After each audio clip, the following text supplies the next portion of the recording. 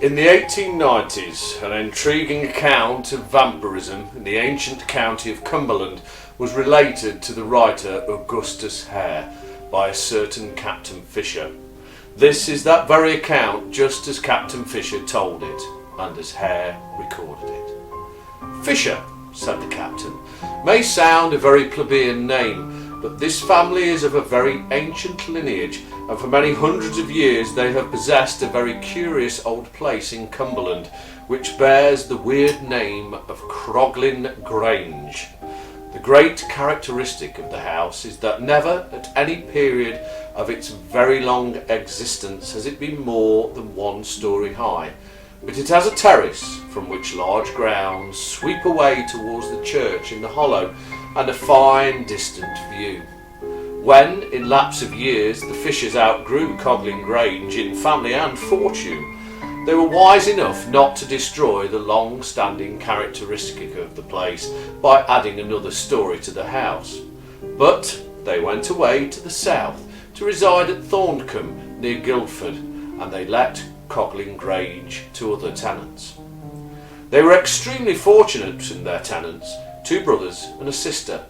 They heard their praises from all quarters. To their poorer neighbours they were all that is most kind and beneficent, and their neighbours of higher class spoke of them as most welcome addition to the little society of the neighbourhood. On their part, the tenants were greatly delighted with their new residence.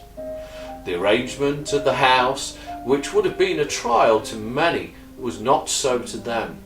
In every respect, Croglin Grange was exactly suited to them.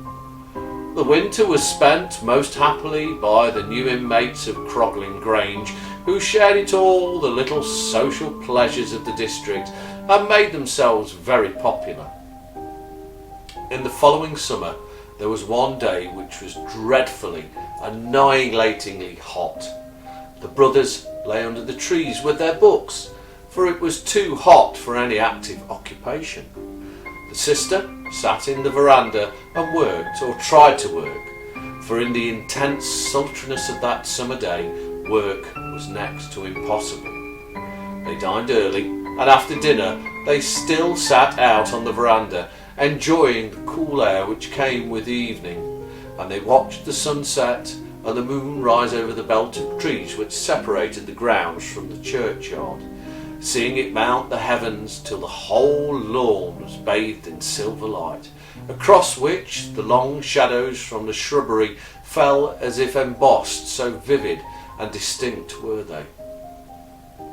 When they separated for the night, all retiring to their rooms on the ground floor, for, as I said, there was no upstairs in that house, the sister felt that the heat was still so great that she could not sleep, and having fastened her window, she did not close the shutters.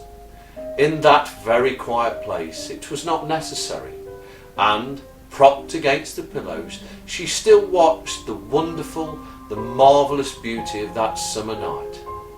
Gradually she became aware of 2 lights which flickered in and out of the belt of trees which separated the lawn from the churchyard, and as her gaze became fixed upon them, she saw them emerged, fixed in a dark substance, a definite ghastly something, which seemed every moment to become nearer, increasing in size and substance as it approached.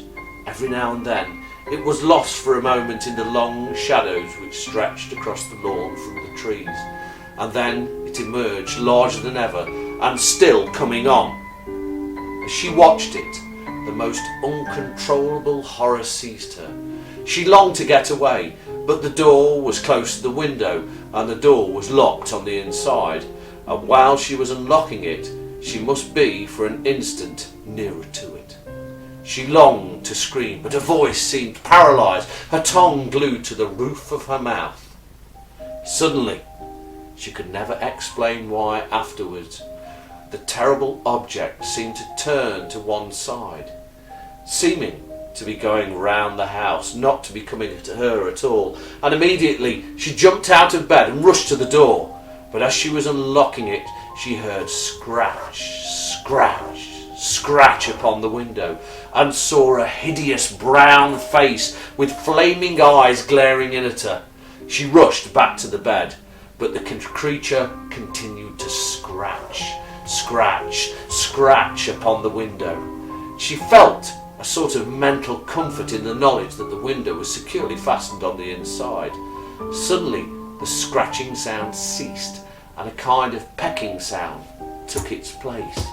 Then in agony, she became aware that the creature was unpicking the lead. The noise continued, and a diamond plate of glass fell into the room. The long, bony finger of the creature came in and turned the handle of the window, and the window opened, and the creature came in, and it came across the room, and her terror was so great that she could not scream, and it came up to the bed, and it twisted its long, bony fingers into her hair, and it dragged her head over to the side of the bed, and it bit her violently in the throat. As it bit her, her voice was released, and she screamed with all her might and main. Her brothers rushed out of their rooms, but the door was locked on the inside. A moment was lost while they got a poker and broke it again. Then the creature had already escaped through the window, and the sister, bleeding violently from a wound in the throat, was lying unconscious over the side of the bed. One brother pursued the creature, which fled before him through the moonlight with gigantic strides, and eventually seemed to disappear over the wall into the churchyard. Then he rejoined his brother by the sister's bedside. She was dreadfully hurt, and her wound was a very definite one, but she was of strong disposition, not even given to romance or superstition, and when she came to herself, she said, "What has happened is most extraordinary, and I am very much hurt.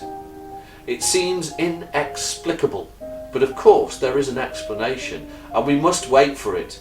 It will turn out that a lunatic has escaped from some asylum and found his way here." The wound healed, and she appeared to get well, but the doctor who was sent for her would not believe that she could bear so terrible a shock so easily, and insisted that she must have change, both mental and physical. So her brothers took her away to Switzerland. Being a sensible girl, when she went abroad, she threw herself at once into the interests of the country she was in. She dried plants. She made sketches. She went up mountains, and as autumn came on, she was the person who urged that they should return to Croglin Grange.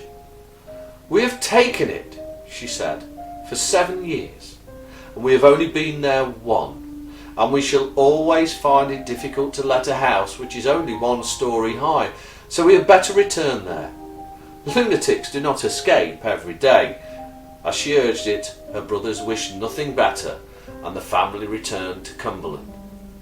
From there, being no upstairs in the house, it was impossible to make any great change in their arrangements. The sister occupied the same room, but it is unnecessary to say she always closed the shutters, which, however, as in many old houses, always left one top pane of the window uncovered. The brothers moved and occupied a room together, exactly opposite that of their sister, and they always kept loaded pistols in their room. The winter passed most peacefully and happily. In the following March, the sister was suddenly awakened by a sound she remembered only too well. Scratch, scratch, scratch upon the window, and looking up she saw, climbed up to the topmost pane of the window, the same hideous, brown, shriveled face with glaring eyes looking in at her. This time she screamed as loud as she could. Her brothers rushed out of their room with pistols and out of the front door. The creature was already scudding away across the lawn. One of the brothers fired, and it hit it in the leg, but still, with the other leg, it continued to make way, scrambled over the wall into the churchyard, and seemed to disappear into a vault which belonged to a family long extinct. The next day, The brothers summoned all the tenants of Croglin Grange in the area, and in their presence the vault was opened. A horrible scene revealed itself. The vault was full of coffins.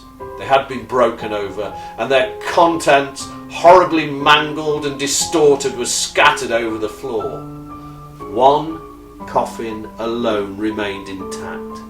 Of that, the lid had been lifted, but still lay loose upon it. They raised it, and there, brown, withered, shrivelled, mummified, but quite entire, was the same hideous figure which had looked in at the windows of Croglin Grange, with the marks of a recent pistol shot in the leg. And then they did the only thing that can lay a vampire. They burnt it where it rested.